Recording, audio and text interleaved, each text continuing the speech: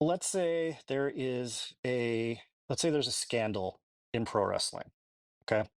Let's say um, we find out that Red Shoes Ueno, the referee in New Japan, has been fixing matches. So we've got a black shoes scandal. I mean, And his son's right there. Added benefit the, there. Right. yeah, Yeah. yeah, he's he he screwed Zack Sabre Jr. out of the IWGP title. And we've got to so the UPWF decided we've got to clean up the game and bring honor and prestige back to pro wrestling. So you guys are given Judge Kennesaw Mountain Landis unilateral powers as the commissioners of pro wrestling. And the first thing you decide is okay, to bring integrity back to pro wrestling, all all wrestling promotions have to announce real attendance numbers. What? So okay, what is it? What is the real number? And Yeah. this is going to go long, but I want your thoughts first. I think with like attendance numbers at this point, and like if people are announcing like straight up like what it is, just because of the act of sponsorship and selling tickets, you're not ever going to have an actual number of people who are in that building of the day, because someone's going to have like some sponsor friend that's going to go like, yeah, no, I'll take Mm. care of you and buy 50 tickets and just not have those tickets sold, Oh not yeah, get the people there. Yeah. I'm glad you went there because I'm going to give you a couple scenarios here. Okay, so I've decided that I'm going to run a show. I'm I'm tired of Dragon Gate not listening to my ideas, and I've stolen Ryu Fuda, and I'm going to do Kung Fuda produced show, and I'm going to do it. I found a venue, and it's got 100 seats. Okay, so running a show, Kung Fuda Unleashed. I've got 100 tickets. I release them. I sell 100 tickets. 100 people come to the show. That's easy, right? My attendance number is 100 people. That fair? Yes. Yep. Okay, you're with me for now? Okay, now, the next, same scenario, Kung Fu to Unleashed, 100 tickets. I sold 75. I gave away the other 25. 100 people come to my show. What's the real number? I sold 75 tickets, but there's 100 people here. Right. Yeah. It's, well, what are you reporting? What am I reporting? Right. Okay, same scenario. Kung Fu to Unleashed, 100 tickets. I sold all 100, but my venue, there's only one train. There's only one train that gets here, and the afternoon of my show, a pack of 35 to 50 feral hogs attack the train. The train line stops running. 99 people couldn't get to the show. The one guy that bought a ticket that could walk to the venue came. I had one person at the show. I sold 100 tickets. What's the real number? Yeah. It's a good point. And then okay, using your scenario, I sold 50 tickets individually. I sold another 50 to a ticket broker. He he paid cash. He paid me for the tickets. I sold the tickets to him. He distributed three of them. I had 53 people at my show, but I sold all 100 tickets. What's my number? Mm-hmm. Same Yeah. scenario. I sold all 100 tickets, but then 20 people were like, I've got to see this Kung Fu guy. Please let me in. So I sold 100 tickets. I gave 20 tickets away. I have 120 people in my show at my show. And is it 100? Is it 100? Is it 120? Is it Or is it 100? 80 in that scenario, frankly? Is it 80? Yeah, exactly. Well, no, there were 120 people at the show. Um, Same scenario, 100 tickets. I sold 60, but I need an undercard. And Carbell Ito comes to me and says, I'll buy your other 40 tickets. Here, 40 tickets, straight cash. You have to let me defend my vanity title on the undercard and put me over. Okay, fine. I sell him the 40 tickets. He puts the stack of 40 tickets at the Carbell Enterprises and sends a memo to all his employees demanding that they take the tickets and come to the show. Uh, what's my number there? Yeah. 100 people. It's, And last scenario is I've got 100 100 tickets. I sold 40 of them, and I just say, you know what, fuck it, I'm giving the other 60 away, and 30 of those people show up, but because I gave the other tickets away, I'm going to claim the empty chairs. you know and I think I understand why people get so hung up on this, because pro wrestling is subjective, right? You can say, you know, WWE is the greatest pro wrestling in the world. It's cinematic. Cody Rhodes is a great champion, and I can come back and say, well, no, Konami Chikao is better, and I'm not wrong because it's my opinion and it's subjective. But or you can be a Cubs fan and I can be a Mets fan, and we can argue back and forth throughout the whole season. But eventually, our teams are going to play, and one of our teams is going to win, and the other one is going to lose, and then I'm going to have that. And you know, you need something to console wars over. You need something to talk about Xbox versus PS5 sales. Case, tell me about about how people fudge streaming numbers, since you Oh, work in radio. I mean, I wouldn't believe for any sort of major artist, I wouldn't believe any Right. of their streaming numbers. Right. So just taking away the ridiculous idea of the fact that people want honesty and integrity from wrestling promoters aside. WWE has a show every year called WrestleMania, if I'm not mistaken, right? I've heard of it. And I've heard of it. Yeah, 93,000 people there, 93,000 people, right? So every year they have WrestleMania, and they announce today there's 114,000 people in the arena. We just we set we set a new indoor record for this city, whatever. And what does Dave Meltzer go on Wrestling Observer Radio later that night and say about the attendance number? Well, it wasn't that. It was actually this because the It was ticket actually sales. this, and you'll find out on the shareholder call, right? Yeah, when they have to report the SEC filing. And the SEC filing comes out, and nobody gives a shit about that number, right? Because it doesn't matter. So coming back around, do you guys remember the show House Yes. on Oh yeah, Fox? Dr. House. absolutely. What was it? What was his catchphrase? It's not lupus. So the other catchphrase. I knew that was gonna be your answer. What was his other catchphrase? It's been years since I saw it. I just remember the lupus quote. Everybody lies Mm-hmm. was his. So yeah, there is no, when you say everybody should announce the real numbers, there isn't one, because it doesn't matter. New Japan actually doesn't announce real numbers because they have the same scenario as WWE.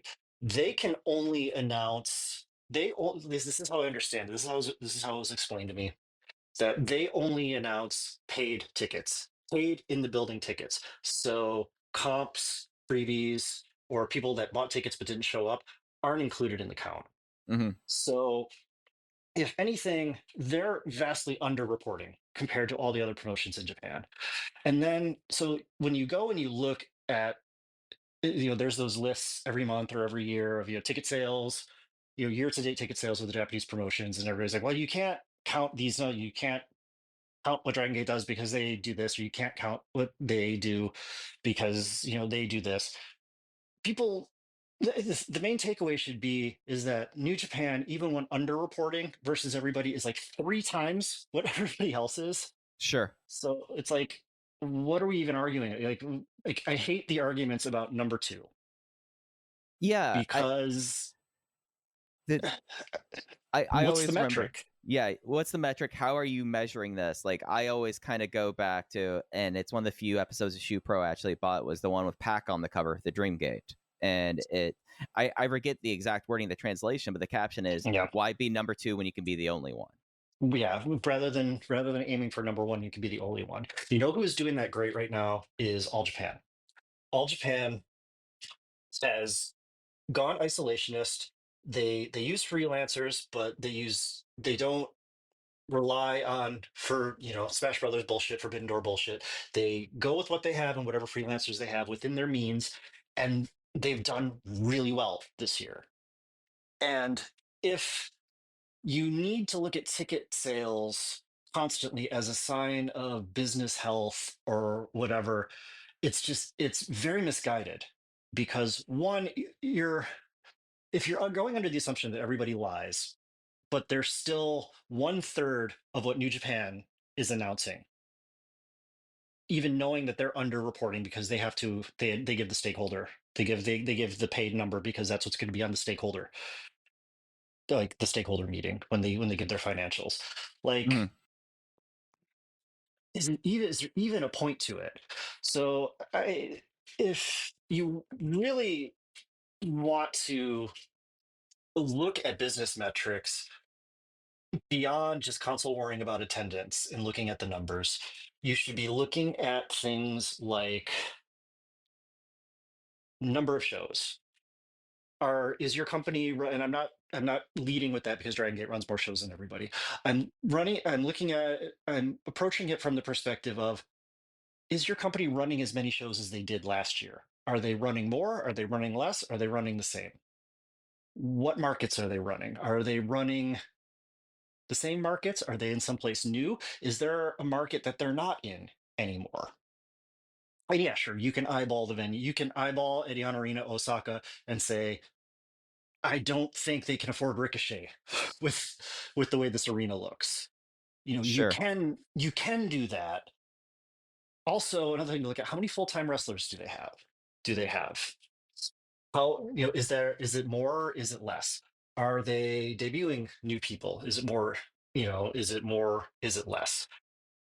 Yeah, You know, it's more heuristic. It's more like you're able to tell like from like beat to beat, going like, okay, if you're seeing like, oh, when they were, if it's a company that has kind of a set schedule, and it's like, oh, okay, this is the time that they go to Hoku, for example. yeah, If they're adding another show in Sendai versus, hey, we're actually just going to do Tohoku on the way to or from Hokkaido, right. like those sorts of things. I feel like this.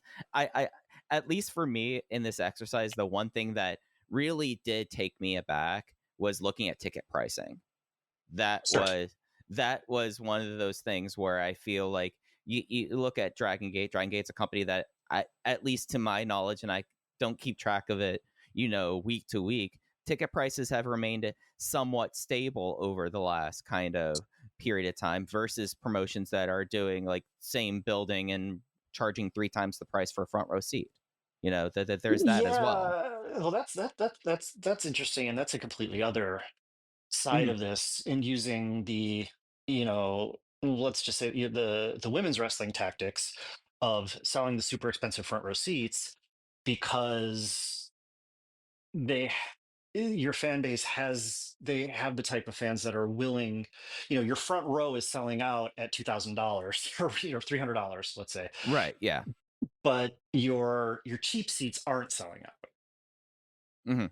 Like that sort of situation, because that you're going to run into diminishing returns on that, because if you're relying only if your profit margin is relying entirely on the people that are willing to spend $300 on the front row seats, that's you're eventually going to have the discussion about how sustainable that is.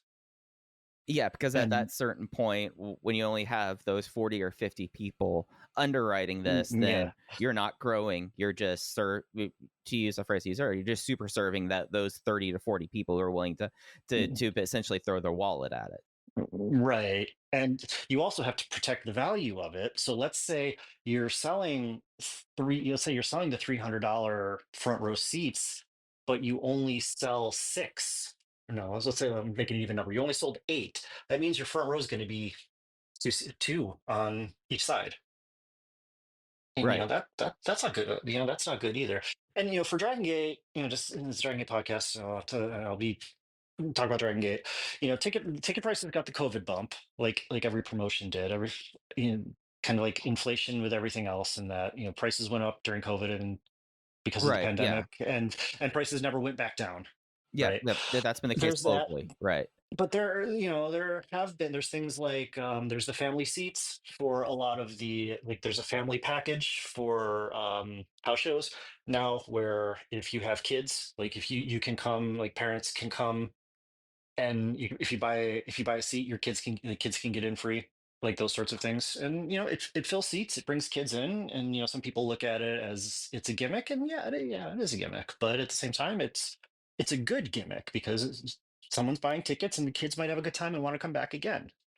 Yeah. And who's to So say if there was not an opportunity to have the parental tickets or the family tickets, what if the parent would not go if they didn't have something to do with their kid? You're still selling one ticket there.